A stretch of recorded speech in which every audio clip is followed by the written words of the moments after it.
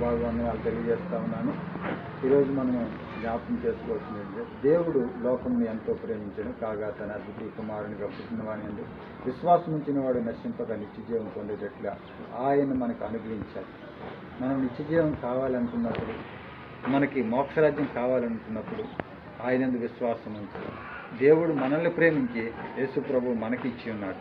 ఆ ప్రభువును మనం విశ్వసించి ఆయన యందు నమ్మిక ఉంచినట్లయితే మనం ఎంతో ధన్యులం.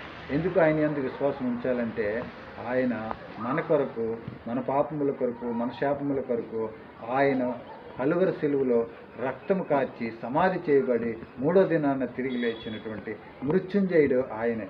అటువంటి గొప్ప ప్రేమామయుడిని మనము విశ్వసిద్దాం, ఆయన ఆహ్వానించుకుందాం, ఆయన మన హృదయంలో చేర్చుకుందాం.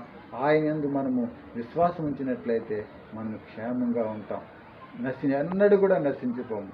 ఎన్నడూ కూడా నశించిపోకుండా మనము నిత్య జీవానికి వారసులం అవుతాం. ఆ వారసులుగా చేయడానికే ఆయన గాయముల చేత, ఆయన దెబ్బల చేత, ఆయన యొక్క రక్తము చేత మనకి స్వస్థత కలుగుతున్నది.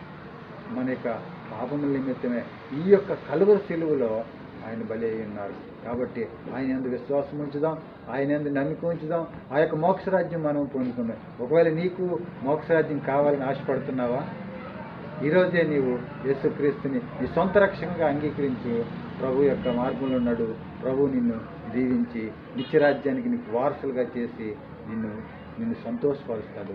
దేవుడి కొద్ది మాటలు మన వినికిల్లో దీవించి ఆశీర్వదించును గాక. ఆమేన్.